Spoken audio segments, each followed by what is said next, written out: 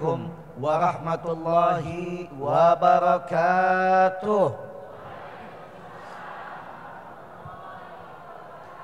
Bismillah walhamdulillah alladzi arsala rasulahu rahmatan lil alamin.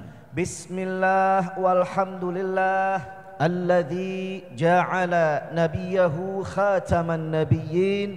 Bismillah walhamdulillah alladzi yaqulu fi haqqi sayyidil mursalin innallaha wa malaikatahu yusalluna 'alan nabi ya ayyuhalladzina amanu sallu 'alaihi wa sallimu taslima. Fanusalli wa nusallim ala sayyidi rasulillah sayyidi Muhammad ibn Abdullah wa ala alihi wa sahbihi wa mawala wa la hawla wa la quwwata illa billah. Amma ba'dahu falhamdulillah. Yang kami muliakan, yang kami cintai segenap para tokoh-tokoh agama, para nenek mamak cerdik pandai alim ulama, para ustadz, para ustadzah yang hadir pada hari ini melengkapi sebab datangnya keberkahan dari Allah Subhanahu wa taala. Kita doakan mudah-mudahan beliau-beliau senantiasa dipanjangkan umur, amin. Disehatkan badannya, amin. Diberikan kekuatan istiqamah, kesabaran untuk terus bisa membimbing kita semua, amin ya rabbal alamin. Dan salam selanjutnya kami berdua sampaikan kepada seluruh jajaran, yaitu tokoh masyarakat yang hadir bersama kita, aparat setempat, dan juga banyak daripada pengurus Dewan Kemakmuran Masjid Raya Pekanbaru beserta seluruh panitia penyelenggara. Mudah-mudahan setiap upaya, setiap materi yang kita keluarkan untuk terwujudnya acara ini diganti dengan pahala berlipat ganda oleh Allah Subhanahu wa taala. Amin ya rabbal alamin.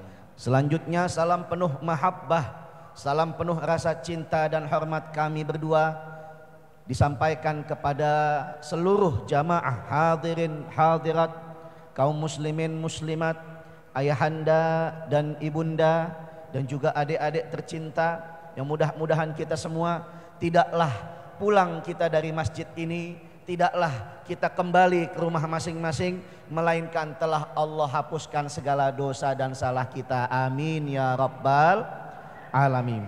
Alhamdulillah tsumma alhamdulillah, hari ini kita berkumpul di dalam naungan izin dan kehendaknya Allah Subhanahu wa taala.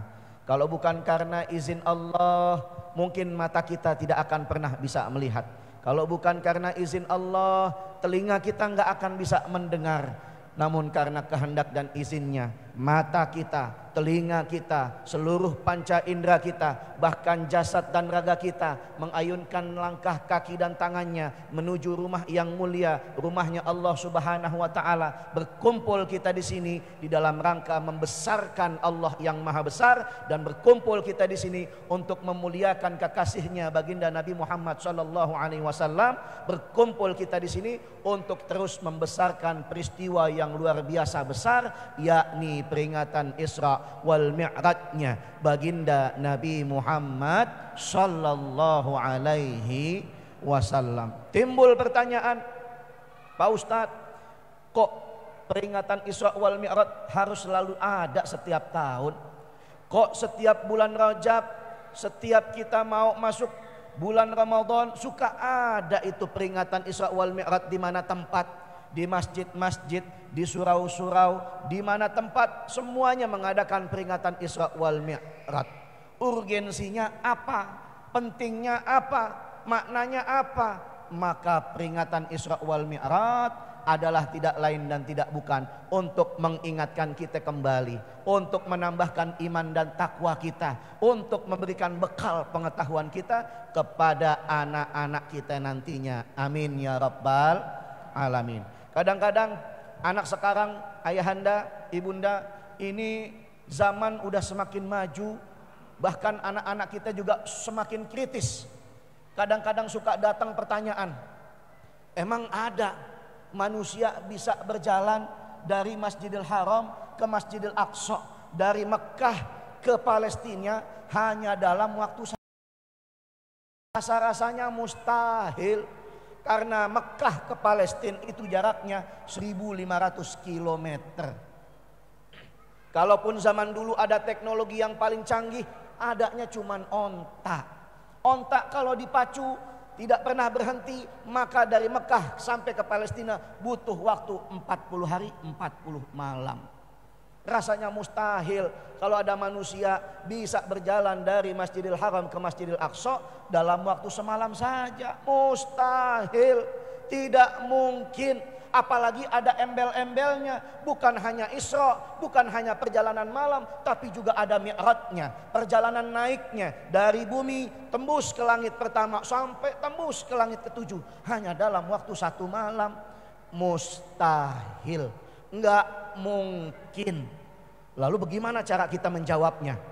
Ayahanda dan ibunda yang dimuliakan Allah Subhanahu wa taala, rupa-rupanya Allah telah memberikan kunci jawabannya di Quran yang barusan saja dibaca oleh ustadz kita. Kunci jawabannya ada di situ. Sekritis apapun pertanyaan yang datang dari anak-anak kita, kita akan bisa mampu menjawab. Allah Subhanalladzi asra bi 'abdihi lailan minal masjidil haram dil aqsa. Nih ibu-ibu pada apal nih, alhamdulillah. Subhana, maha suci zat, yakni Allah Subhanahu wa taala, bi 'abdihi. Nah, ini kalimat yang harus digarisbawahi. Inilah kunci ladzi asra bi 'abdihi, yang memperjalankan hambanya. Kita garis bawahin, yang hambanya di waktu malam dari Masjidil Haram ke Masjidil Aqsa. Yang kita di asra bi abdihi, yang memperjalankan. Catatan yang perlu kita perhatikan, Nabi tidak berjalan sendiri, akan diperjalankan oleh siapa? Wa ta'ala. Kalau kita mau ambil analoginya, ini biasanya ibu-ibu nih, Bu, ibu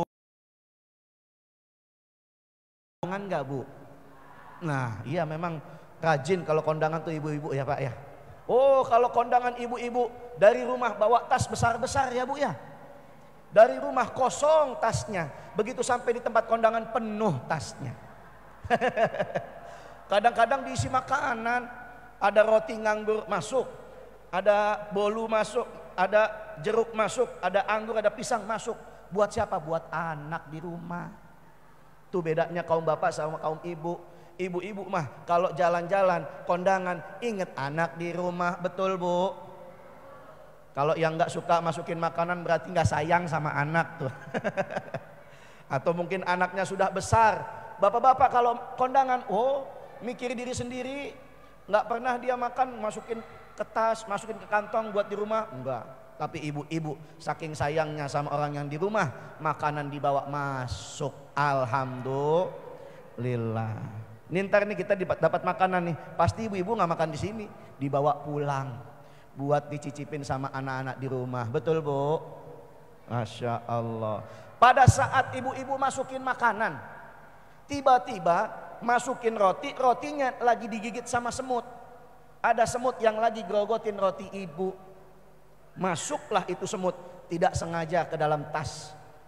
Lalu ibu dari sini berjalan ke kota Jambi. Saya mau tanya nih, dari Pekanbaru ke Jambi berapa jam Bu? 12 10 jam kendaraan darat ya. Kalau naik mobil 10 jam dari Pekanbaru ke Jambi. Coba bayangkan kalau ada semut dari kota Pekanbaru, dia jalan kaki ke Jambi, kira-kira sampainya kapan Bu? Setahun gak bakal sampai, bertahun-tahun gak bakal sampai, bahkan sampai ajalnya itu semut mati dia belum sampai ke Jambi. Karena memang bukan dimensinya dia, karena memang Allah ciptakan semut itu sebagai makhluk yang kecil, enggak mampu melakukan perjalanan jauh. Semut Tapi kalau dia dibawa, diperjalankan, nggak sengaja masuk ke dalam tas ibu. Masuk dia ke tas ibu, ibunya jalan ke dari Pekanbaru ke Jambi dalam waktu 10 jam naik mobil. Maka menjadi mungkin si semut dari Pekanbaru sampai ke Jambi hanya dalam waktu 10 jam dengan catatan dibawa oleh ibu. Nggak sampai di situ, dari Jambi berangkat ke Jakarta naik pesawat. Dari Jambi ke Jakarta kira-kira makan sekitar waktu 2,5 jam atau 3 jam biasanya tuh. Yang tadinya semut nggak akan pernah bisa jalan dari Jambi ke Jakarta, nggak bisa lewat lautan, nggak punya sayap dia. Sekalipun punya, ada semut yang punya sayap, dia nggak bisa melakukan perjalanan jauh.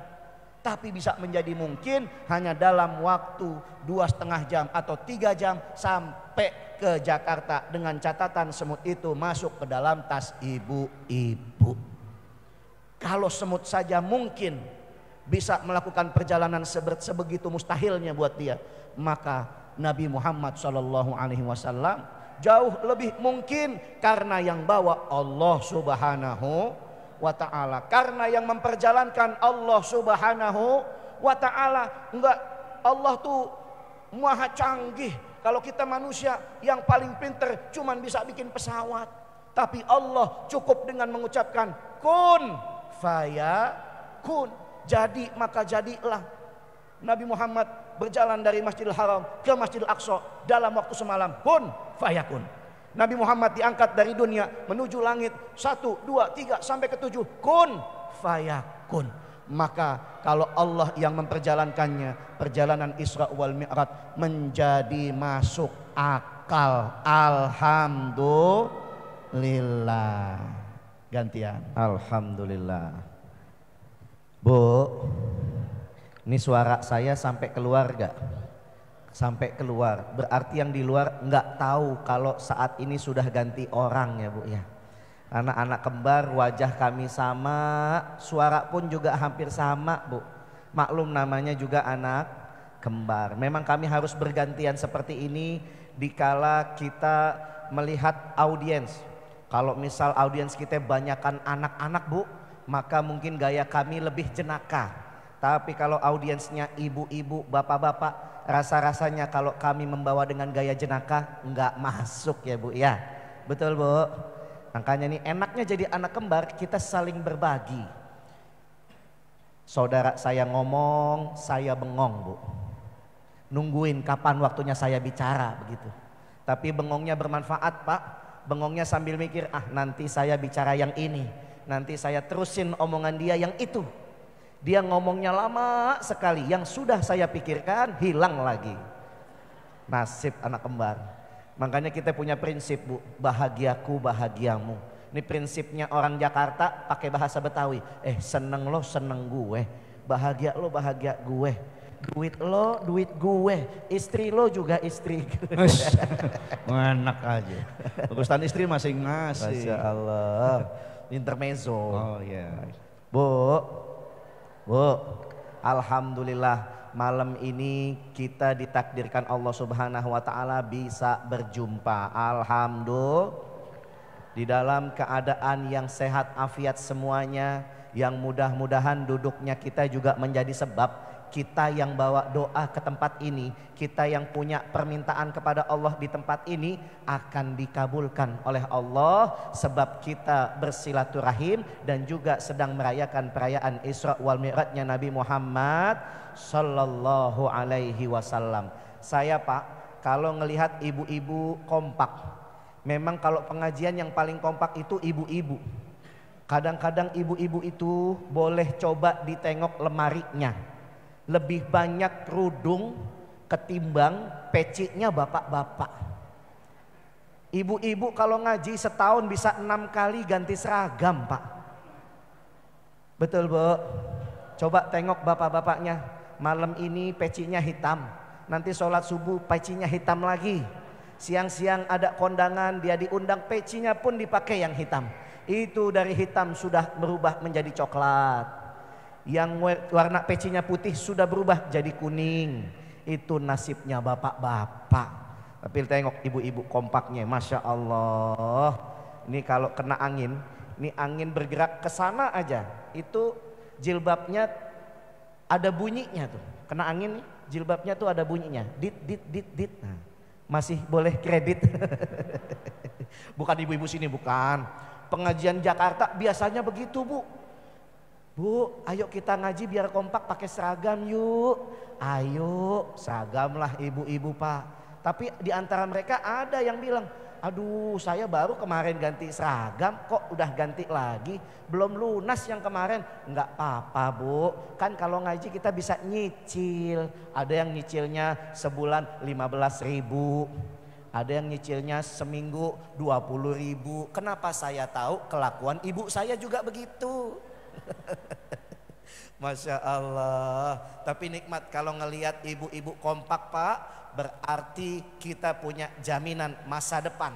Anak cucu generasi kita insya Allah tidak jauh dari pendidikan agama. Karena ibu-ibunya masih suka menuntut ilmu agama. Alhamdulillah. Lihat kekompakan ibu-ibu. Saya jadi ingat sama yang di rumah Bu. Jadi saya sudah punya istri Bu. Alhamdulillah sudah punya istri. Saya sudah punya istri Bu. Saya sudah punya istri. Kata ibu-ibu, ya telat mau diangkat jadi mantu. Masya Allah. Istri saya juga saya ajak untuk ngaji di mana tempat. Ini suaminya lagi keluar. Ini kami Bu safari dakwah 10 hari di Riau nih, Provinsi Riau berkeliling 10 hari. Istri kami tinggal di rumah. Masya Allah. Itu istri juga menyempatkan waktunya untuk ngaji-ngaji. Alhamdulillah. Istri soleha. Mudah-mudahan ibu-ibu yang rajin mengajinya, rajin berkumpul silaturahimnya, senantiasa menjadi bidadari surga. Amin ya rabbal alamin. Istri saya ada nilai plusnya Bu. Istri saya tuh selain dia rajin ngaji, punya cita-cita jadi istri soleha, dia juga pandai cari uang sendiri. Nah, tuh plusnya tuh di situ Bu. Cari uang sendiri, bantu suami. Ya Pak ya. Anak-anak muda suka saya kasih pesan, cari istri solehah kalian. Tapi carinya juga yang pandai cari uang sendiri. Kenapa? Biar suami terbantu. Jadi Bu, kalau saya pulang ke rumah nih, istri saya luar biasa. Kamar sudah sejuk, AC sudah dinyalakan sebelum saya tiba. Baju salin sudah disiapkan, spray sudah diganti, ruangan sudah disemprot dengan minyak wangi. Wah nikmat. Begitu sampai kamar langsung saya istirahat memejamkan mata. Di saat saya tidur disitulah istri saya mencari uang sendiri Pak. Dia cari-cari di baju saya, dikorek-korek isi tas saya, dibuka-buka dompet saya, dia cari uang sendiri Pak. Masya Allah. Pandainya itu istri solehah cari uang sendiri. Kata bapak-bapak berarti Ustadz nasibnya sama kami. Ya Allah, istri solehah memang begitu Pak. Radarnya kalau urusan duit, wah radarnya itu pasti frekuensinya tinggi. Masya Allah. Istri solehah Bu, itu juga tidak pernah mengeluarkan kata-kata yang menyakiti hati suaminya. Tuh catat, istri saya nih begitu dia rajin ngaji berubah. Apa perubahannya? Dia tidak lagi pernah minta langsung ke saya. Namanya rumah tangga Pak, suka ada yang habis, beras habis, listrik sudah mulai berbunyi. Itu istri saya nggak pernah minta langsung ke saya. Dia khawatir menyakiti hati suaminya. Tuh istri solehah Bu. Dia minta ke siapa? Mintanya sama Allah Subhanahu wa ta'ala. Masya Allah, istri solehah tuh. Begitu saya ajak sholat isya berjamaah, selesai sholat kami berdoa bersama. Pertama saya yang doa, dia aminkan. Kedua dia yang doa, lalu saya yang aminkan. Begitu istri saya berdoa, dia berdoa dengan suara yang kencang. Ya Allah beras habis. Ya Allah listrik sudah bunyi. Saya tinggal amin, amin. Rupanya begitu caranya istri solehah ya Bu ya. Bapak-bapak bilang, Ustadz sama lagi. Masya Allah. Ayah bunda yang dimuliakan Allah Subhanahu wa ta'ala, malam hari ini kami juga kepengen ambil barokahnya. Tadi barusan kita dengar para bunda dengan suara indahnya bersolawat, lalu kita ikuti bersama. Saya juga kepingin untuk mengambil pahala yang sama besarnya dengan kita semua, yaitu pahala bersolawat. Jadi kembar pengen solawat, mohon izin ayahanda ibunda juga ikut bersolawat. Mau bu? Boleh? Insya. Sambil bersolawat ayah dan ibu, saya kepengen untuk kita juga mengajak untuk melipat gandakan amal kebaikan. Nah, jangan lupa sekarang kita sudah masuk di bulan Rajab. Apa itu bulan Rajab? Salah satu bulan yang diharamkan Allah Subhanahu wa taala. Ada 4 bulan haram.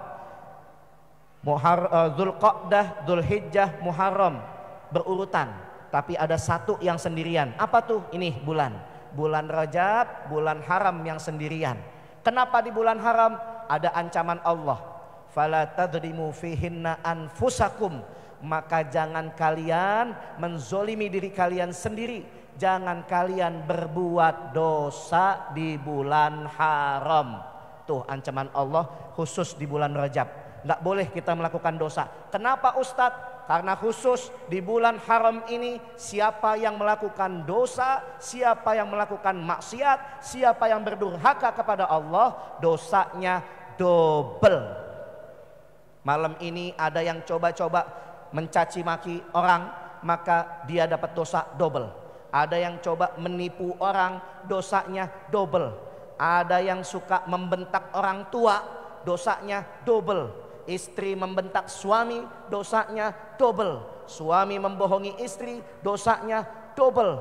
Pokoknya setiap kezaliman yang berarah kepada kemaksiatan, dosanya double. Hati-hati, dosa double di bulan haram, di bulan Rajab. Tetapi mafhum mukhalafahnya, pemahaman sebaliknya, ketika Allah katakan dosa double, berarti amal kebaikan juga mendapatkan kali lipat oleh Allah, digandakan amalannya. Alhamdulillah. Yang sholat berjamaah di bulan Rajab pahalanya double, lebih besar daripada pahala-pahala sebelumnya. Yang suka bersedekah di bulan Rajab, sedekah pahalanya double dari Allah Subhanahu wa taala. Yang senantiasa bermanfaat kepada yang lainnya, pahalanya double di sisi Allah Subhanahu. Sambil sholawat, sambil saya ajak untuk melipat gandakan amal kita. Mau bu? Saya mau ajak kita bersedekah. Setuju? Mau sedekah bu? Bawa uangnya berapa? 5.000. Ya, ini pak nih, ibu-ibu mau pergi ke surga ongkosnya 5.000 pak. Masya Allah bu. Dari Pekanbaru ke Jakarta naik pesawat tiketnya berapa? 1.200.000 lebih kalau lagi jam-jam sibuk. 1.200.000 ongkos ke Jakarta pak. Ibu-ibu mau ke surga ongkosnya 5.000. Masya Allah. Sedekah ya bu ya, insya Allah dilipat gandakan oleh Allah Subhanahu wa taala. Mendingan sedekahnya harus dengan rasa ikhlas. Jadi kalau sedekah ikhlas itu enak, nikmat. Mendingan sedekah besar, sedekah gede tapi ikhlas, ketimbang sedekahnya sedikit tapi nggak ikhlas. Gimana sedekah sedikit mah kagak pakai ikhlas, nggak ikhlas nih bu nih. Di dompet kita ada yang warna merah, biru dan abu-abu. Begitu kita ngambil yang abu-abu, gampang nggak tangan kita? Gampang, nggak pakai ikhlas. Ambillah 2.000 gitu kan. Tapi begitu ambil yang warna merah, waduh, ada pergolakan batin. Mau ngambil juga gemeter tangan kita. Ambil jangan nih, ambil jangan. Disitulah kita dituntut keikhlasan. Jadi sedekah harus ikhlas. Malam ini ibu-ibu yang mungkin nggak bawa uang, nggak apa-apa, nggak apa-apa. Sedekah nggak dipaksa. Sedekah itu nggak dipaksa. Ibu bisa pinjam sama kawan sebelahnya. Kata ibu-ibu, Ustadz maksa lagi nih. Nggak apa-apa, kalau yang sebelahnya ternyata nggak bawa uang juga nggak apa-apa. Minimal ibu tersenyum, lalu nanti kita sholawatan, bakul keliling, panitia samperin ibu senyum, lalu pura-pura masukin uang ke dalam. Pura-pura aja. Kalau orang pura-pura ini sambil senyum, nanti tuh panitia pasti seneng. Senangnya dia pahala sedekah buat ibu. Tapi kalau lagi pura-pura, ingat jangan sekalian ngambil yang di dalam ibu ya. Nah, sama-sama kita bersolawat sambil melipat gandakan amal kita dengan bersedekah. Sama-sama semuanya bersolawat. Sallallahu ala Muhammad, sallallahu alaihi wasallam, sallallahu ala Muhammad, sallallahu alaihi wasallam, sallallahu ala Muhammad, sallallahu alaihi wasallam, sallallahu ala Muhammad, sallallahu alaihi wasallam. Ya Habibi ya Muhammad, ya Rusal Khafiqaini, ya Habibi ya Muhammad, ya Rusal Khafiqaini, Allah ya muayyad ya mumajjad, ya imam al-qiblataini, Allah sallallahu ala Muhammad, sallallahu alaihi wasallam, Allah sallallahu ala Muhammad, sallallahu alaihi wasallam. Allahumma salli wa sallim wa barik alaihi wa ala alih. Ayah bunda yang dimuliakan Allah subhanahu wa ta'ala, perjalanan Isra wal Mi'raj mendapatkan kebahagiaan bagi umat Islam seluruh dunia. Kenapa? Di saat itulah Nabi mendapatkan perintah sholat. Nabi Shallallahu Alaihi Wasallam diperjalankan dari Masjidil Haram menuju Masjidil Aqsa di dalam waktu yang singkat dengan kendaraan yang spesial namanya buraq. Bu, alhamdulillah tahadus bin nikmah. Seminggu yang lalu kami sampai di Masjidil Aqsa. Jadi kebetulan kemarin kami sedang bawa jamaah umrohnya plus Masjidil Aqsa. Sampai di sana Bu, kita bertambah semangat keimanan kita. Kenapa? Sesuai apa yang diajarkan oleh para kiai kita, para ulama kita, para ustadz kita memberitakan bahwasanya perjalanan Isra wal Mi'raj dari Masjidil Haram ke Masjidil Aqsa, dari Masjidil Aqsa terbang ke langit ketujuh menembus hingga Sidratil Muntaha. Itu di sana betul-betul ada batu yang menjadi pijakan baginda Nabi SAW. Jadi kalau kita bisa sampai ke Masjidil Aqsa, mudah-mudahan ditakdirkan kita bisa sampai ke Masjidil Aqsa. Karena apa? Karena itu termasuk yang disarankan dan dianjurkan oleh Nabi. La tushaddu rihal illa thalathati masajid, Masjidi hadza wa Masjidil Haram wa Masjidil Aqsa. Kata Nabi, jangan kalian memaksakan perjalanan kecuali ketiga masjid. Masjidku, Masjid Nabawi, lalu Masjidil Haram di Mekah Al-Mukarramah, dan yang terakhir Masjidil Aqsa di Palestina. Jadi kalau mungkin udah ada yang haji, udah ada yang umroh, sudah dapat 2 masjid. Alhamdulillah, tinggal 1 masjid lagi yang disucikan Allah, yaitu Baitul Maqdis, yaitu Masjidil Aqsa. Mudah-mudahan kita bisa sampai juga. Kalau bukan kita, anak cucu keturunan kita bisa sampai Masjidil Aqsa. Insya di situ Bu, saya melihat ada pijakan batu di mana Nabi SAW mulai bergerak terbang ke langit. Itu batu mau ikut. Kalau kita lihat di TV-TV, di gambar-gambar ada kubah kuning. Disitulah letak Nabi berpijak, namanya Qubatus Sakhra, yaitu Dome of the Rock. Disitulah ada batu, masih ada batunya. Begitu masuk ke dalam kubah kuning kita bisa lihat itu batu. Batu yang dipijak oleh Nabi, begitu Nabi terbang ke langit, batunya mau ikutan. Batunya mengangkat, tapi ditahan sama malaikat Jibril, Pak. Ditahan, itu batu tidak jadi ikut terbang. Akhirnya batu itu karena dia mengangkat, dia membentuk ruangan di bawahnya. Jadi ada gua. Dan sampai detik ini jamaah yang datang ke sana bisa sholat di bawah batu tersebut. Masya Allah. Jadi banyak bukti-bukti yang betul-betul tidak katanya-katanya, bukan cerita belaka. Begitu sampai di sana bertambah keimanan kita. Inilah fungsinya mengulang-ulang perayaan Isra wal Mi'raj di setiap tahunnya. Alhamdulillah. Begitu Nabi Muhammad terbang, Bu, ke langit pertama, ditahan oleh malaikat penjaga pintu langit pertama. Lalu malaikat Jibril yang mendampingi Nabi Muhammad ditanya, "Man anta? Siapa engkau?" "Ana Jibril," kata malaikat Jibril, "saya ini Jibril." "Wa man ma'ak?" Dan siapa yang bersamamu? "Huwa Muhammadun Rasulullah." Dia adalah Nabi Muhammad, utusan Allah sallallahu alaihi wasallam. Masya Allah, seluruh penghuni langit mengucapkan kalimat penyambutan yang luar biasa. Marhaban bihi fa ni'mal maji'u ja'.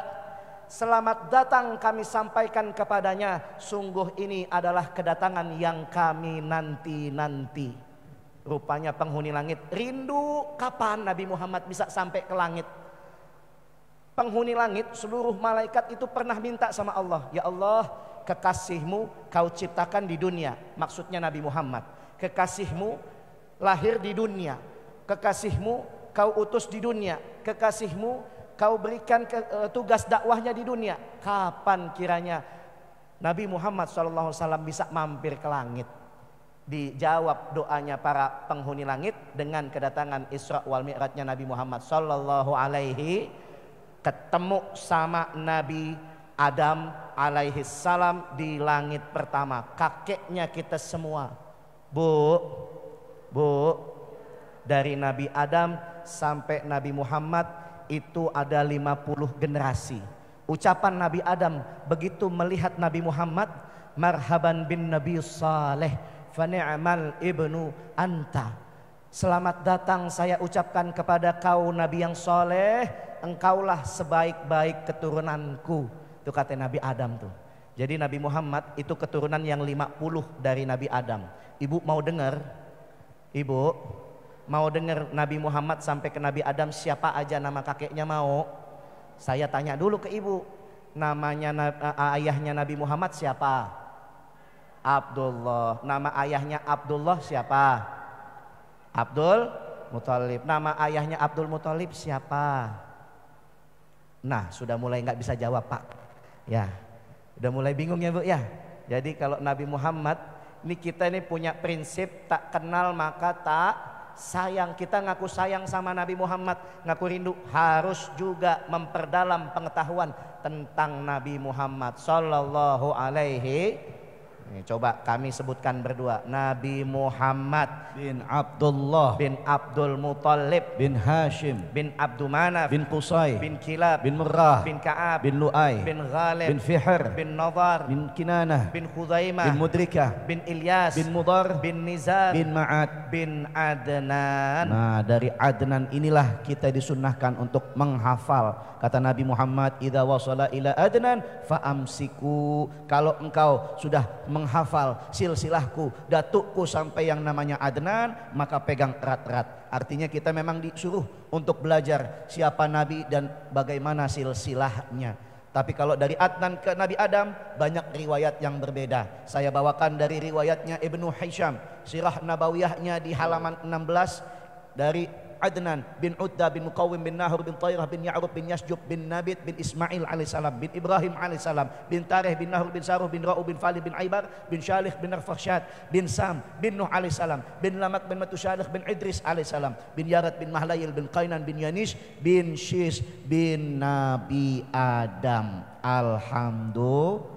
lillah. Maka memang ini caranya kita untuk bisa bertambah sayangnya sama Nabi, bertambah cintanya sama Nabi dengan terus menuntut ilmu. Nggak ada cerita susah di dalam menghafal. Kalau udah cinta maka mudah kita menghafalnya, insya Allah. Bapak Ibu yang dimuliakan Allah, dari langit pertama ketemu Nabi Adam, langit kedua ketemu Nabi Isa, langit ketiga ketemu Nabi Yusuf, langit keempat Nabi Idris, langit kelima Nabi Harun, langit keenam Nabi Musa, langit ketujuh Nabi Ibrahim. Di langit ketujuh Nabi Ibrahim memberikan oleh-oleh hadiah untuk Nabi Muhammad dan umatnya. Apa hadiahnya? Sholawat Ibrahimiyah. Allahumma salli ala Sayyidina Muhammad wa ala ali Sayyidina Muhammad kama sallaita ala Sayyidina Ibrahim wa ala ali Sayyidina Ibrahim wa barik ala Sayyidina Muhammad wa ala ali Sayyidina Muhammad kama barakta ala Sayyidina Ibrahim wa ala ali Sayyidina Ibrahim fil alamina innaka Hamidum Majid. Hafal semuanya. Begitu sampai di langit ketujuh dibawa lagi Nabi Muhammad ke masjidnya para malaikat, namanya Baitul Ma'mur. Di sana tercipta 70.000 malaikat setiap harinya. Diperintah sujud sama Allah, sujud mereka sampai hari kiamat. Diperintah berzikir, berzikir mereka sampai hari kiamat. Itulah tempat malaikat dicipta, yaitu Baitul Ma'mur. Di sana Nabi diperintahkan untuk mendirikan sholat sunnah 2 rakaat. Lalu siapa makmumnya? Kalau kita suka dengar, ada sholawat tarhim namanya. Assalatu wassalamu alaik. Masih suka kedengeran nggak sholawat itu, Bu? Masih ya? Nah itu ada redaksinya tuh. Wa taqaddamta lis-salati fa shalla kullu man fis samai wa antal imamu. Dan Nabi dihadapkan, diminta untuk ke depan menjadi imam dan mendirikan sholat. Siapa yang menjadi makmum? Fa shalla kullu man fis sama. Dan seluruh penghuni langit beserta para nabi dan rasul diizinkan Allah dengan kehendaknya, para arwah, para anbiya berkumpul menjadi makmumnya Nabi Muhammad di Baitul Ma'mur. Begitu selesai, Nabi Muhammad diajak lagi untuk tembus Sidratil Muntaha, batas dari langit ketujuh. Setelah langit ketujuh, di sana ada alamnya yang bertempat arasy Allah Subhanahu wa ta'ala. Arasy Allah itu apa? Arasy Allah itu singgasananya Allah. Jadi kayak kursi kerajaan. Kalau raja punya bangku, nah itulah bangku, namanya singgasana. Lalu kalau begitu muncul pertanyaan, kalau gitu yang duduk di situ siapa? Allah, bukan. Jadi Allah menciptakan sesuatu, Allah tidak terikat padanya. Allah tidak bertempat, Allah tidak terikat dengan waktu, Allah berlepas dari segala apa yang diciptakannya. Lalu kenapa Allah menciptakan arasy? Allah menciptakan arasy-Nya, menciptakan singgasananya untuk sebagai simbolitas keagungan, maha tingginya Allah dari segala sesuatu hal yang ada di alam semesta ini. Singgasana tersebut diciptakan untuk tempatnya Nabi Muhammad mengambil perintah sholat. Berarti perintah sholat adalah perintah yang tertinggi karena diambilnya langsung di tempat yang paling tinggi, yakni arasy Allah Subhanahu wa ta'ala. Bapak Ibu yang dimuliakan Allah, begitu Nabi ada di hadapan arasy Allah, Nabi sujud lalu mengucapkan kalimat tahiyat. At-tahiyatul mubarakatus sholawatut thayyibatu lillah. Itu kalimat penghormatan yang disampaikan oleh Nabi begitu sujud di hadapan arasy Allah Subhanahu wa ta'ala. Lalu Allah memberikan salam. Assalamu alayka ayyuhan nabiyyu wa rahmatullahi wa barakatuh. Nabi menjawab salamnya Allah dengan mendoakan kita semua. Assalamu alaina wa ala ibadillahis salihin.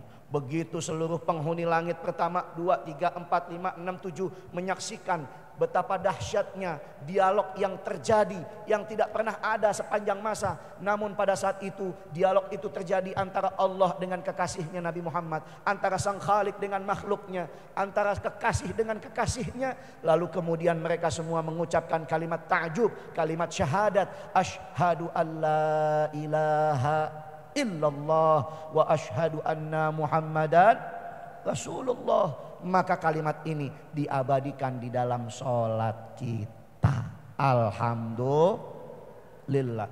Ternyata peristiwa Isra wal Mi'raj tidak diulang-ulang setiap tahun saja.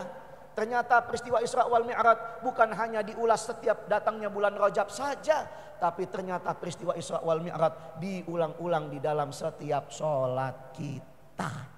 Kita baca tuh dialog antara Allah dengan Nabi Muhammad. Lalu kemudian kita baca apa yang pernah terjadi di dalam peristiwa Isra wal Mi'raj. Ketika Nabi Muhammad menjemput perintah sholat. Kalau Allah memberikan perintah ibadah yang lain, Nabi menerima firman-Nya di bumi. Allah perintahin puasa, Nabi terima firman-Nya di bumi. Allah perintahin sedekah, Nabi terimanya di bumi. Allah perintahin zakat, perintahin haji dan umrah, maka Nabi menerima perintahnya, firman-Nya di bumi. Tapi khusus ibadah sholat, Allah langsung jemput Nabi Muhammad, diangkat, dibawa, lalu kemudian dihadapkan di atas arasy Allah Subhanahu wa taala. Disitulah Nabi menjemput perintah sholat. Alhamdulillah. Pak Ustadz, sulit ya kalau begitu ya, kalau kita mau belajar. Sebetulnya nggak ada yang sulit, Pak. Mohon maaf, ini kalau kita ada di sini ini kayaknya di atas 40 tahun semua nih ya Bu ya. 40 tahun kayaknya rasa-rasanya agak sulit kita untuk menghafal, sulit untuk mengkaji suatu bahasan. Bapak Ibu yang dimuliakan Allah, saya punya kisah. Namanya Imam Qaffal. Beliau adalah seorang ulama besar di zamannya. Namanya Muhammad bin Ali bin Ismail Asy-Syasi. Mendapatkan julukan, mendapatkan lakab Imam Qaffal. Kenapa? Karena dia tukang gembok. Quflun, gembok. Sigat mubalaghahnya Qaffal, tukang gembok. Jadi memang dahulu beliau nih dari masa belianya sampai umur 40 tahun nggak pernah ngaji, nggak pernah nuntut ilmu agama. Sehari-hari dia hanya berkutat di dunianya. Apa? Bikin kunci dan gembok. Singkat cerita, Imam Qaffal ini di kampung sebelah ada orang yang tukang bikin gembok juga. Dia bikin gembok kecil, viral gemboknya. Karyanya terkenal, populer, namanya disebut-sebut di setiap kampung. Nah ini si Imam Qaffal ini kepengen juga populer, kepengen namanya dikenal orang, kepengen dipuja-puja karyanya. Akhirnya dia bikin gembok yang lebih kecil dari kampung sebelah. Yusawi arba'u habbah. Bahkan timbangannya seperti kalau 4 butir gandum ditimbang, sama timbangannya. Lebih kecil dari yang sebelumnya. Tapi karena dia bukan yang pertama, jadi nggak viral, jadi nggak populer, namanya nggak terkenal. Kecewalah si Imam Qaffal ini. Dia bilang, saya bikin lebih kecil kok, kenapa nggak terkenal? Akhirnya dia datang kepada gurunya. Wahai Tuan Guru, saya kepengen terkenal kayak orang yang di kampung sebelah. Saya sudah bikin yang lebih bagus, lebih canggih, lebih ringan, lebih kecil. Kenapa tidak terkenal? Maka Tuan Gurunya bilang, kalau engkau mau dikenal orang, kalau engkau namamu ingin abadi sepanjang zaman, maka belajarlah ilmu agama. Sepanjang engkau mempelajarinya dan engkau mengajarkannya, sepanjang itulah namamu akan terus abadi. Akhirnya Imam Qaffal kepengen jadi ulama, kepengen jadi orang yang berilmu. Akhirnya dia mulai ngaji di umur 40 tahun.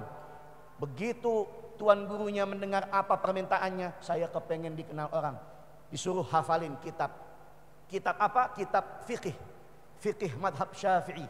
Namanya kitab Mukhtasar Al-Muzani, karangan Al-Imam Al-Muzani. Ini kitab dipegang sama Imam Qaffal, disuruh hafalin. Namanya udah 40 tahun, menghafal susah, sulit. Dia buka halaman pertamanya, di situ ada muqaddimah, tulisan daripada Imam Al-Muzani. Hada kitabun ikhtasartuhu. Hada kitabun ikhtasartuhu. Coba ibu-ibu ulang. Hada kitabun ikhtasartuhu. Hada kitabun ikhtasartuhu. Saya kepengen nyuruh bapak-bapak, saya sungkan. Ibu-ibu aja udah. Coba diulang lagi. Hada kitabun ikhtasartuhu. Sekali lagi tanpa saya komandoin. 1, 2, 3. Hada. Luar biasa Pak, ibu-ibu kita meskipun umurnya 40 tahun gampang hafalnya. Imam Qaffal dia belajar 3 kata itu enggak hafal-hafal. Sepanjang malam dia ulang-ulang. Hada kitabun ikhtasartuhu. Hada kitabun ikhtasartuhu, ditutup. Hada apa sih? Dibuka lagi. Hadza kitabun ikhtasartu, ditutup lagi. Hadza kitabun apa sih? Dibuka lagi, enggak masuk-masuk, enggak hafal-hafal. Begitu subuh tiba masih belum hafal. Selesai dia sholat subuh, dia pengen balikin kitabnya ke gurunya. Dia bilang, kayaknya saya nggak bakat jadi ulama, saya nggak bakat jadi orang berilmu, saya susah ngafalin. Saya balikin aja nih kitab ke guru saya. Udah, saya nggak mau jadi orang terkenal lah, udah jadi tukang gembok aja. Akhirnya dia keluar rumah. Begitu keluar dari rumahnya, di depan samping rumahnya ada tetangga. Udah ada nenek-nenek nungguin depan rumah sambil tolak pinggang. Muhammad, ngapain semalaman berisik aja? Nenek-nenek marah-marah, Bu. Muhammad, namanya kan Muhammad bin Ali bin Ismail Asyasi. Muhammad, berisik semalaman, bikin saya nggak bisa tidur. Ngapain sih? Semalaman teriak, hadza kitabun ikhtasartuhu, hadza kitabun ikhtasartuhu. Si Imam Qafal bingung, lah ini nenek-nenek yang hafal. Dia nggak hafal, tuh nenek-nenek yang hafal. Akhirnya terpukul Imam Qafal. Bagaimana seorang nenek yang umurnya 80 tahun bisa mudahnya dengan dia menghafal barisan kalimat itu, sedangkan dia enggak, berarti ada yang salah dengan niatnya. Akhirnya dia luruskan niatnya, dia enggak jadi ke gurunya, dia balik lagi ke dalam kamarnya, dia buka hafalannya dengan lurus niatnya, dengan mudah dia menghafalnya. Alhamdulillah. Imam Qafal disebut Qafal karena memang dia gemboknya madhab Syafi'i. Kita di Indonesia mayoritas menggunakan madhab Syafi'i, mayoritas guru-guru kita bersanadnya kepada Imam Syafi'i. Imam Qafal pasti semua dari kita yang belajar madhab Syafi'i bertemu sanad keilmuan kita kepada beliau. Contoh, saya belajar kepada guru saya Abuya Abdul Majid bin Kiai Haji Umar Ismail di Gang Lontar Paseban di Jakarta.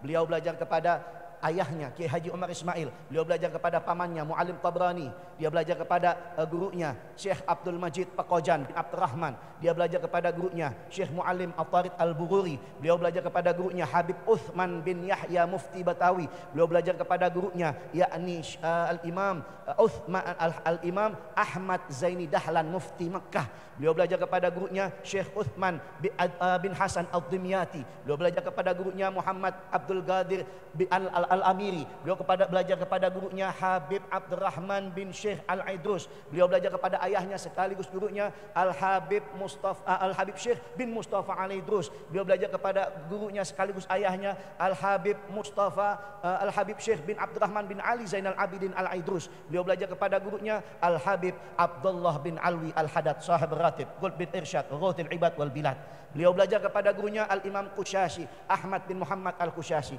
beliau belajar kepada gurunya Al-Imam Muhammad bin Ahmad Khatib Asyarbini, beliau belajar kepada gurunya Al-Imam Al-Imam Zakaria bin Muhammad Al-Ansari, beliau belajar kepada gurunya Al-Imam Muhammad Ahmad ibn Hajar Al-Asqalani, beliau belajar kepada gurunya Al-Imam Ahmad bin Abdurrahim Al-Iraqi, beliau belajar kepada gurunya Al-Imam Ibn Abdurrahim bin Hasan Al-Asnawi, beliau belajar kepada gurunya Al-Imam Taqiyuddin Ali bin Abdul Subki, lalu belajar kepada gurunya yakni Ahmad bin Muhammad Al-Qahfazi, beliau belajar kepada gurunya Al-Imam Ja'far bin Yahya Al-Mahzumi, beliau belajar kepada gurunya Al-Imam Bahauddin Al-Humairi, beliau belajar kepada gurunya Al-Imam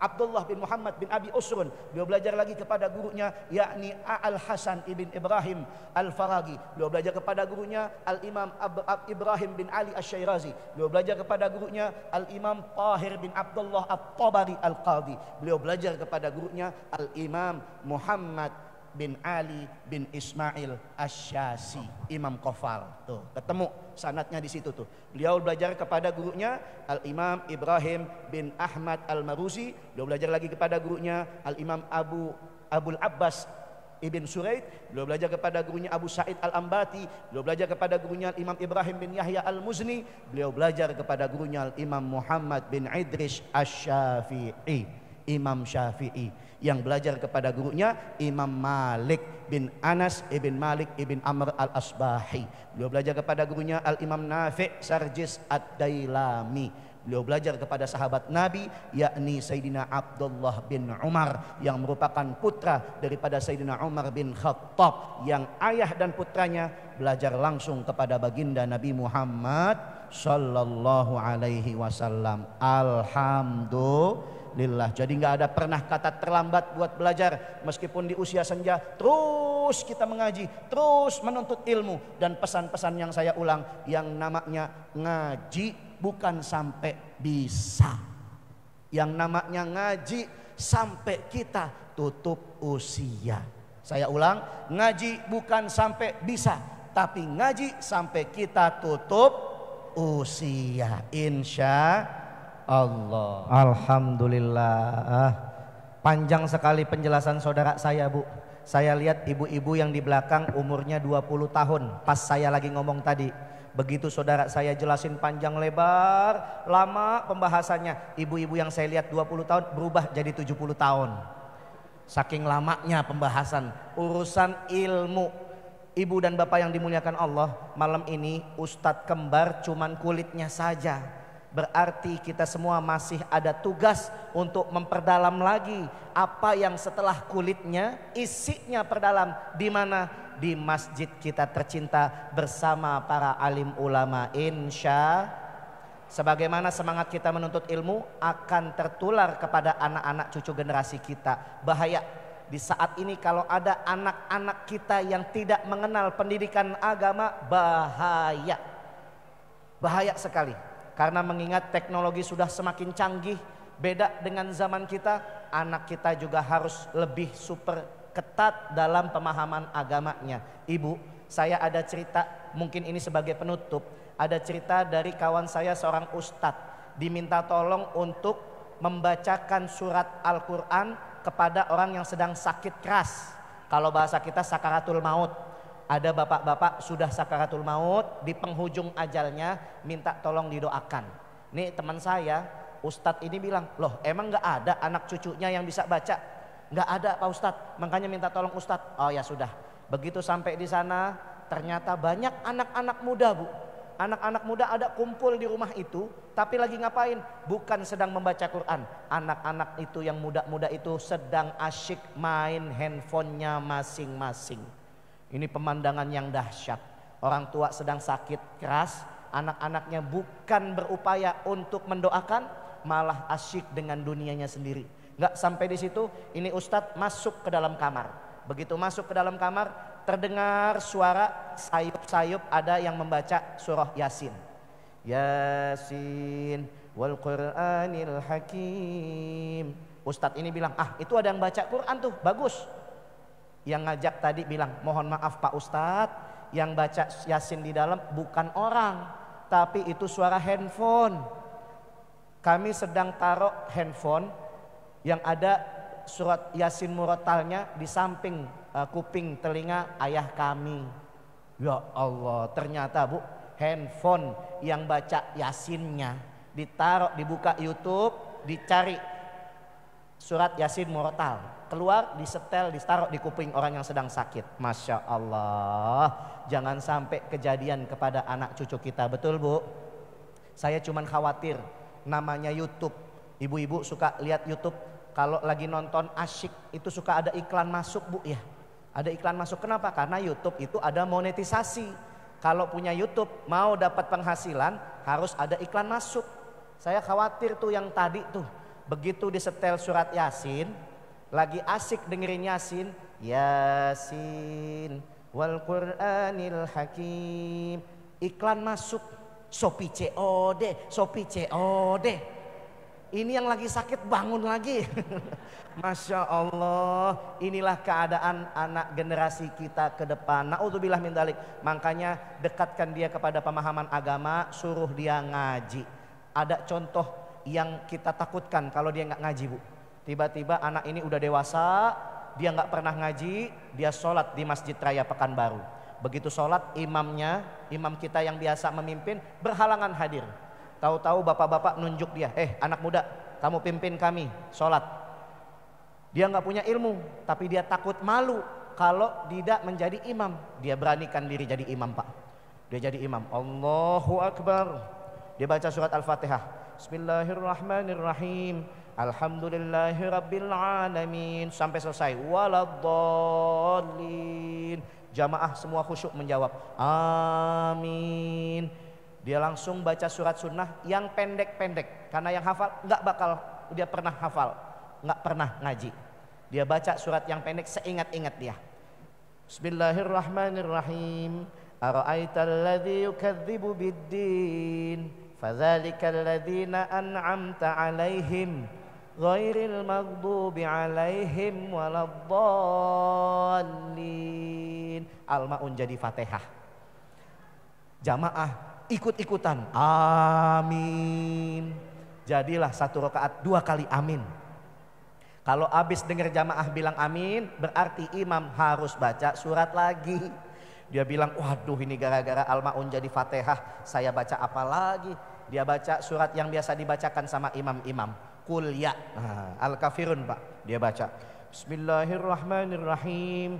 Qul ya ayyuhal kafirun. La a'budu ma ta'budun. Wala antum 'abiduna ma a'budu wala ana 'abidum ma 'abadtum. Wala antum 'abiduna ma a'budu wala ana 'abidum ma 'abadtum. Wala antum 'abiduna ma a'budu wala ana 'abidum ma 'abadtum. Dia lupa ayat terakhirnya apa, Bu? Dia muter wala ana, wala antum, wala ana, wala antum. Dia bingung, aduh ngabisinnya bagaimana. Untung di belakang ada jamaah yang baik ikut ngingetin. Jamaah ibu-ibu teriak di belakang, lakum, lakum. Imamnya dengar, oh iya lakum ya. Wah, lakum dinukum waladdallin. Inilah kacaunya kalau anak nggak ngaji nih, Masya Allah. Jamaah kesel, Bu. Ini imam kayaknya lagi ngerjain kita nih, kita kerjain lagi. Amin. Baca lagi surat sunnah gitu. Akhirnya imamnya bingung baca surat apa lagi. Dia baca yang paling pendek, inna a'toina. Masa ia nggak hafal? Dia baca Bismillahirrahmanirrahim. Inna a'toinakal kautsar fasalli lirabbika wanhar. Inna a'tainakal kautsar fasalli lirabbika wanhar. Inna a'tainakal kautsar. Setiap dia baca inna, kok a'taina lagi, a'taina lagi. Namanya juga nggak pernah ngaji. Akhirnya dia minta bantuan lagi sama ibu-ibu yang di belakang. Dia kasih kode. Fasalli lirabbika wanhar. Inna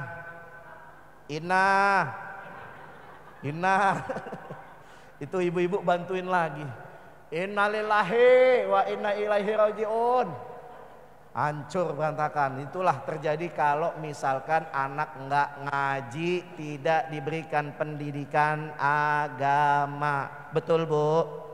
Makanya PR kita malam ini di peringatan Isra wal Mi'raj ini adalah bagaimana meningkatkan kualitas ibadah kita. Urusan yang paling utama yaitu urusan sholat, baik diri kita dan juga keluarga kita serta anak cucu keturunan kita. Insya. Yang kemarin sholatnya di rumah, ayo selesai perayaan Isra wal Mi'raj kita sholat berjamaah di masjid. Yang kemarin sholatnya masih ada bolong-bolong, subuhnya kesiangan, isyaknya ketiduran. Ayo setelah perayaan Isra wal Mi'raj ini kita tingkatkan disiplin kita untuk sholat tepat waktu. Yang anak-anak kita mungkin kita tidak ajarkan, mungkin kita kurang tegas untuk pendidikan sholatnya. Mulai saat ini setelah perayaan Isra wal Mi'raj, ayo sedikit agak lebih tegas agar anak-anak kita juga bisa untuk menjalankan ibadah sholat. Insya. Bapak Ibu yang dimuliakan Allah, sebelum kita bubar bersama, kita tutup dengan doa penutup. Izinkan kami memberikan kabar bahwasanya alhamdulillah kami bisa sampai berhadapan dengan ayahanda dan ibunda atas kerjasama yang baik antara pengurus masjid dan juga beberapa pihak, yaitu aparatur desa, aparatur setempat, aparat pemerintah setempat maksud kami, dan juga ada sebuah yayasan. Ini yayasan namanya Yayasan Madinah, Bu. Kantornya dekat dari sini. Anak-anak kita, anak-anak Pekanbaru, mereka punya kegiatan membawa ustadz-ustadz dari Jakarta berkeliling sampai pelosok-pelosok. Kami diagendakan 10 hari dan ini hari ke-8. Berarti masih ada 2 hari lagi kami bersama Yayasan Madinah berkeliling. Dari mulai Pelalawan sampai Kampar, sampai Wansing, sampai Bengkalis. Kita keliling, Bu. Masuk kampung, keluar kampung. Jadi udah kayak orang kampung. Masuk desa, keluar desa. Kayak orang desa. Masuk kota, keluar kota. Kayak orang kota. Kemarin kita sampai ke Sungai Srei. Masuk hutan, keluar hutan. Kayak orang hutan. Jangan diterusin Ibu, Masya Allah. Tapi itulah perjuangan dakwah dari anak-anak kita di Pekanbaru. Alhamdulillah.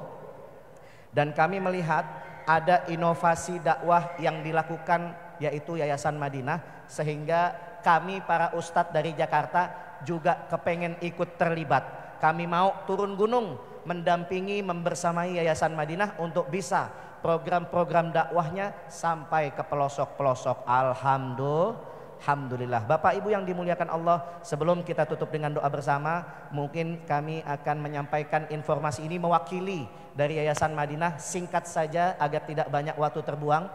Yayasan Madinah ini punya banyak program yang diunggulkan di dalam kegiatan dakwah. Pertama, safari dakwah semacam ini. Insya Allah setelah kami pulang lusa, kami di Jakarta juga sudah banyak agenda yang menunggu. Seminggu kami istirahat di Jakarta, nanti jalan lagi sama Yayasan Madinah dibawa ke Kalimantan Timur. Setelah itu pulang lagi ke Jakarta, dikasih waktu 1 hari istirahat, berangkat lagi ke Papua di Kabupaten Jayapura dan Jayawijaya. Di sana 10 hari sampai menjelang Ramadan kami baru pulang. Doain biar sehat afiat ya Bu ya. Doain biar istiqomah Pak, insya Allah. Nah, langkah anak-anak muda ini sampai ke beberapa wilayah bahkan ke seluruh penjuru Nusantara patut kita apresiasi dan harus kita dukung. Ini program mereka Bu tidak akan berjalan, tidak sampai langkah mereka ke seberang pulau, tidak sampai langkah mereka ke Papua kalau tidak didukung oleh umat Islam di mana tempat berada. Jadi kita wajib mendukung dengan apapun caranya, minimal kita doakan. Lalu selanjutnya Yayasan Madinah juga memiliki program yaitu pengadaan Al-Quran. Mungkin banyak di Riau ini, apalagi di Kota Pekanbaru, banyak yayasan-yayasan yang membersamai kegiatan pengadaan Al-Quran. Alhamdulillah. Jadi dengan inisiatif kita bersama, insya Allah kita akan membumikan Al-Quran sampai pelosok Nusantara. Banyak yayasan-yayasan tersebut Pak, di antaranya Yayasan Madinah. Jadi mereka juga bertugas begitu sampai ke satu tempat, berjumpa dengan madrasah, pondok pesantren yang Al-Qur'annya sudah tidak layak pakai, mereka bantu dengan pengadaan Al-Qur'an sesuai dengan yang dibutuhkan. Dari mana uangnya? Dari mana produksi cetaknya? Dari bantuan kaum muslimin semuanya. Alhamdulillah. Dan juga ada satu lagi problem yang mereka temukan. Yayasan Madinah menemukan bahwasanya di berbagai tempat ketika Al-Quran sudah didistribusikan ada yang kurang. Siapa yang kurang? Pengajarnya. Jadi ternyata ada pengajar Al-Quran kepada anak-anak muslimin juga luput dari perhatian kita bersama. Oleh karenanya Yayasan Madinah memberikan perhatian penuh kepada guru mengaji di seluruh penjuru negeri. Akan diberikan insentif sebulan 500.000 kepada setiap guru mengaji di mana tempat mereka temui. Sudah banyak data list nama yang akan mereka berikan bantuan setiap bulannya. Sudah ada 500 lebih daripada nama-nama guru mengaji. Alhamdulillah. Dari mana uangnya? Dari kaum muslimin dimanapun tempat, diminta untuk sama-sama bahu-membahu bekerja sama mewujudkan niat yang mulia itu. Kira-kira Bu, kalau malam ini Yayasan Madinah mengajak kita untuk melipat gandakan amal kebaikan, mau atau tidak? Nah, yang jawab sudah 2 orang. Kayaknya udah mulai ngantuk Pak. Kalau diajak kita melipat gandakan amal kebaikan, mau atau tidak Bu? Insya kita nggak diwajibkan keluar uang lagi, enggak. Ini tidak akan ada transaksi jual beli di dalam masjid, tidak. Tapi kita diminta untuk memberikan donasi kapanpun, dimanapun, di saat apapun kepada Yayasan Madinah. Jadi Yayasan Madinah akan memberikan kita informasi rekening atas nama yayasan dan juga kemudahan kita untuk bersedekah. Jadi di penghujung waktu kita ini, sebelum kita tutup doa, agar mempersingkat waktu, kita mewakili dari Yayasan Madinah, mungkin kami yang menyampaikan. Yayasan Madinah akan membuka paket-paket sedekah untuk kita bisa ikuti. Terserah mau ikut pilih yang paket mana sesuai dengan kemampuan kita masing-masing. Dan ibu, jadikan catatan ketika ada ajakan untuk beramal kebaikan, berarti mungkin itu sebuah jawaban dari Allah Subhanahu wa Ta'ala. Di rumah kita banyak masalah, di kantor kita banyak masalah, anak-anak kita banyak masalah. Di mana jalan keluarnya? Mungkin malam ini kita ditakdirkan berjumpa, mungkin juga ditakdirkan untuk mengambil jalan keluarnya lewat sedekah. Sedekah bisa menjadi jalan keluar atas setiap permasalahan kita di dunia. Sedekah juga bisa kita pasangkan dengan niat apapun, dengan cara apapun. Itulah dahsyatnya sedekah. Bahkan sedekah itu yang butuh bukan orang yang akan kita bantu, Pak. Sedekah itu yang butuh kita yang sedang bersedekah. Kenapa? Nanti di yaumul qiyamah manusia akan dihadapkan di padang mahsyar, berjubel dengan manusia-manusia lainnya. Dari awal penciptaan Nabi Adam sampai manusia terakhir akhir zaman, itu kita ngumpul di sana. Matahari tidak lebih dari 1 mil jaraknya. Semua manusia akan tenggelam dengan keringatnya masing-masing. Ada yang tenggelamnya selutut, ada yang tenggelamnya sepinggang, ada yang tenggelamnya seleher, bahkan ada yang tenggelam dengan keringatnya sendiri. Kenapa? Karena mereka tidak punya perlindungan. Tapi Nabi sebutkan ada perlindungan untuk umat manusia. Apa itu? Kullu mri'in tahta dhilli shadaqatihi. Setiap manusia akan punya perlindungan nanti di padang mahsyar, yaitu amal sedekahnya. Berarti sedekah yang butuh adalah kita, insya. Jadi jemput, silahkan ajakan kebaikan ini. Mempersingkat waktu, kami mengawali siapapun di antara kita sebagai penghujung acara. Ini Yayasan Madinah memberikan paket. Jika berbentuk mushaf Al-Quran, maka mushaf Al-Quran itu maharnya Rp100.000. Jadi kalau saya nanti sampaikan paket ini, bisa menjadi mushaf Al-Quran dan juga bisa untuk termasuk membantu guru-guru mengaji. Bismillahirrahmanirrahim. Kami awali di angka paket sedekah Yayasan Madinah di angka Rp10 juta. Silahkan yang berkenan boleh panggil petugas dari Yayasan Madinah yang menggunakan rompi hitam.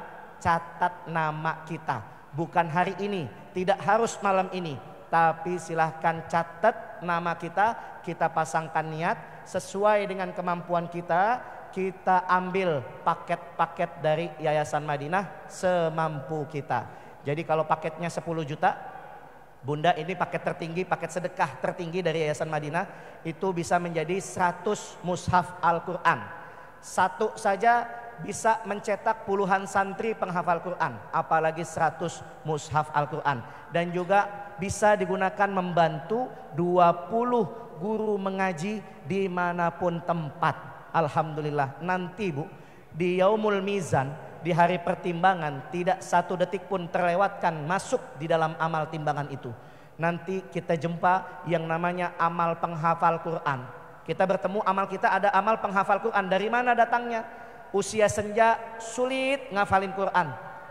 Ternyata datangnya dari sedekah Al-Quran yang pernah kita laksanakan di dunia. Itu hebatnya kalau sedekah Quran, Bu. Makanya kalau orang umroh haji ke tanah suci, mereka pasti ibu pernah mengalami wakaf Quran di Masjidil Haram. Betul, Bu. Itu dengan harapan Quran yang kita wakafkan dibaca sama seluruh manusia yang sedang ibadah di Masjidil Haram. Nah, ini malam kita juga dididik untuk bisa menjemput amal ibadah kita dengan sedekah Al-Quran dan juga sedekah guru mengaji.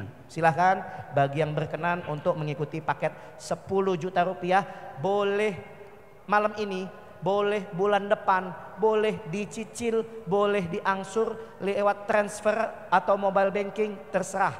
Yayasan Madinah hanya mempermudah langkah kita untuk bersedekah. Baik, yang mau mengangsur misalnya malam ini, angsurnya cuma 100.000 dulu, boleh. Ntar minggu depan